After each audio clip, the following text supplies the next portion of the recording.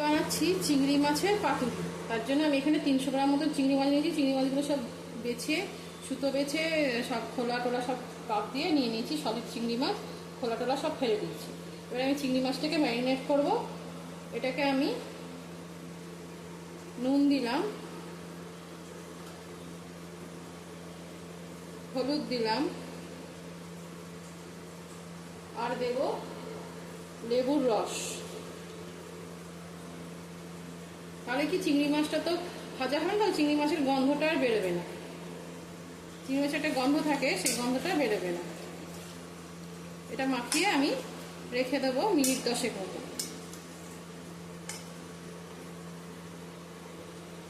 Marinate করে রেখেছিলাম নুন, হলুদ আর লেবু দিয়ে।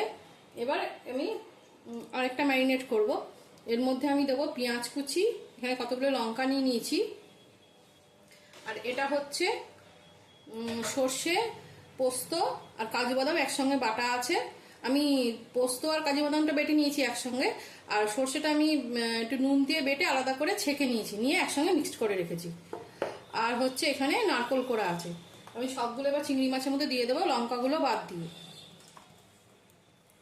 পেঁয়াজটা দিয়ে দিলাম,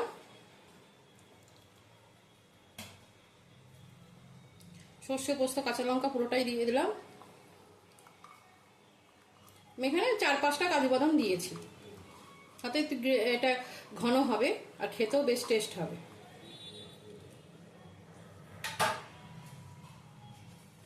আর দিলাম নারকেল কোড়া।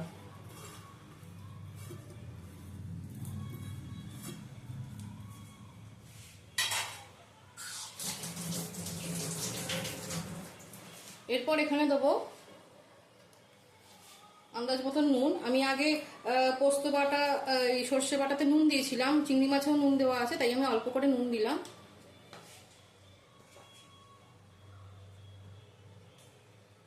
সামান্য একটু হলুদ গুঁড়ো দিলাম, খুব বেশি হলুদ হলুদ রংটা ভালো লাগে না। আর দেবো সর্ষের তেল। এই সর্ষের তেলটা একটু বেশি করে দিতে হবে, এতে কার্পণ্য করলে চলবে না। আমি 3 টেবিল চামচ মতো সর্ষের তেল দিয়ে দিলাম। এবার পুরোটা আমি ম্যারিনেট করব। আমি একটা স্পুন নিয়ে নিয়েছি, এবার স্পুনটা দিয়ে ম্যারিনেট করব।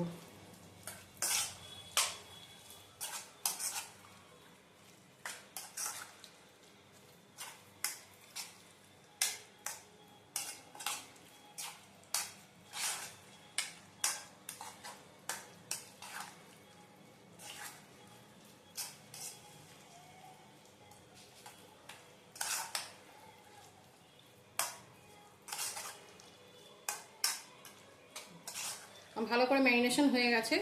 এবার এটাকে আমি রেখে দেবো চাপা দিয়ে।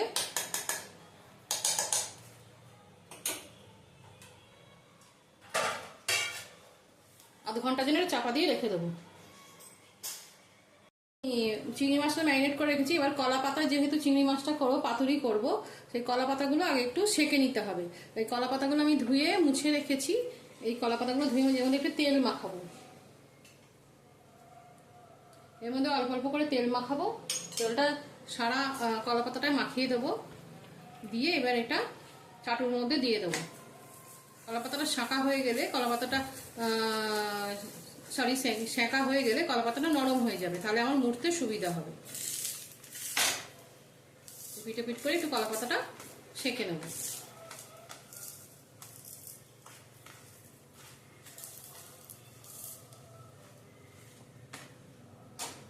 হাতে গরম লাগছে, আমি চাটুতে করে, এই খুন্তিতে করে নিয়ে সেঁকছি।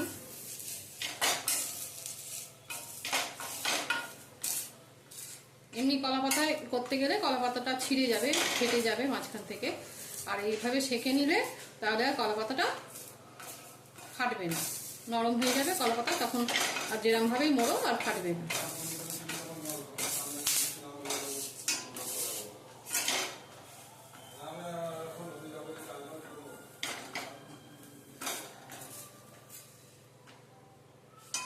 আমার একটা কলা পাতা সেঁকা হয়ে গেছে।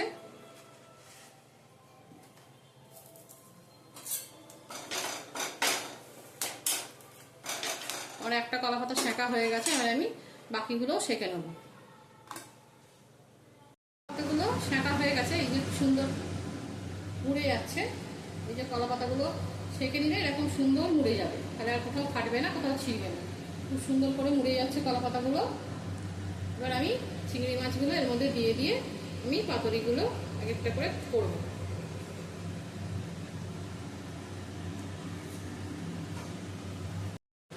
আমি এবার পাতুরিগুলো গড়ে গড়ে দেখাবো।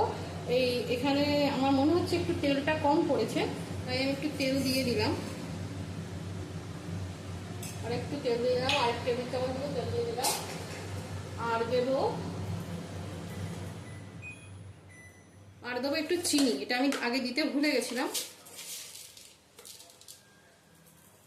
এইটুকুনি চিনি দিয়ে দিলাম, আমি হাফ চামচ মতন চিনি দিয়ে দিলাম। যাদের ইচ্ছা হবে দেবেন, না ইচ্ছা হবে দেবেন না। সবগুলো আবার একবার চামচে দিয়ে মিক্স করে নিচ্ছি। আর এই যে কলা পাতাগুলো আমি সেঁকে নিয়েছি, এই কলা পাতাগুলো কি সুন্দর এবার মুড়ে যাচ্ছে। এটা আগে না সেঁকলে এটা মোড়া যেত না। তাহলে আমি এক এক করে পাতুরিগুলো করে নিই। আমি এর মধ্যে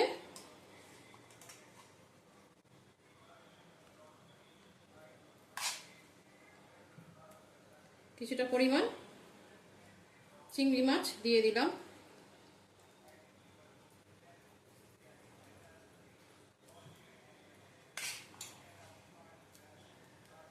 এবার দিয়ে দেবো একটা লঙ্কা, দিয়ে এবার মুড়বো। আমি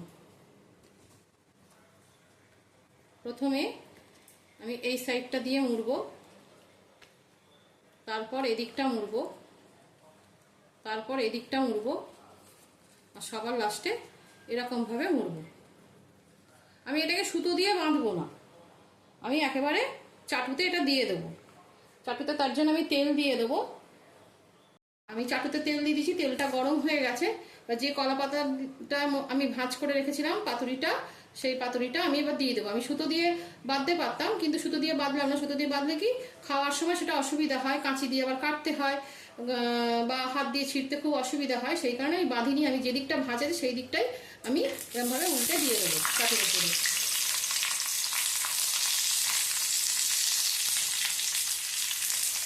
আমি আরেকটাও গড়ে নিচ্ছি।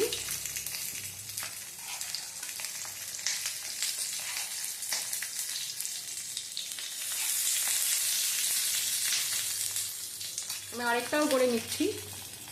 এই যে এরমভাবে ভাঁজ দেবো, তারপর এই আরেকটা ভাঁজ দেবো, তারপর এই আরেকটা ভাঁজ দেবো, আর এরকম ভাবে মুড়ে দেবো। ব্যাস, আমার আরেকটাও হয়ে গেছে। আমি এটাকেও দিয়ে দিলাম চাটুর মধ্যে।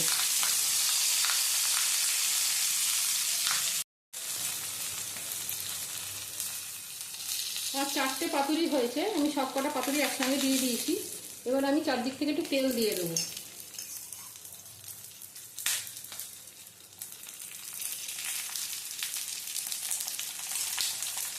আমার গ্যাসের ফ্লেমটা একদম সিমে আছে।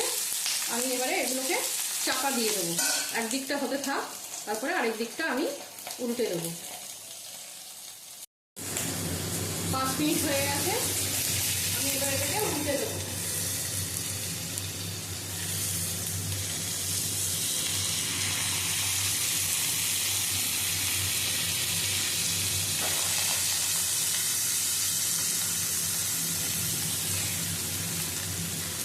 সবটাকে উল্টে দিলাম।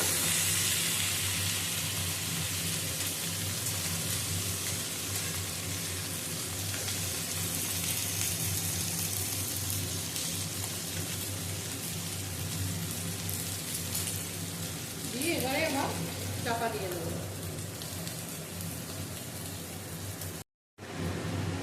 আমি এই দিকটাও 5 মিনিট ভেজে নিয়েছি। 5 মিনিট হয়ে গেছে, আবার আমি উল্টে দেবো। উল্টে পাল্টে বেশ কয়েকবার উল্টে পাল্টে ভেজে নেব।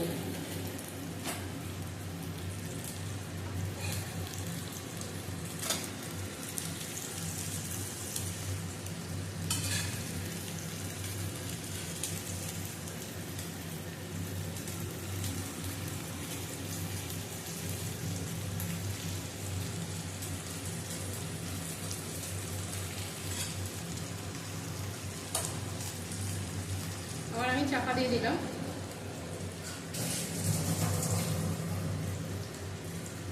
দশ মিনিট এদিক 10 মিনিট ওদিক করে ভাজতে হবে, 5 মিনিট করে উল্টে দিতে হবে। তাহলে ভেতরে চিংড়ি মাছটা খুব ভালোভাবে সেদ্ধও হয়ে যাবে আর খেতেও খুব ভালো হবে।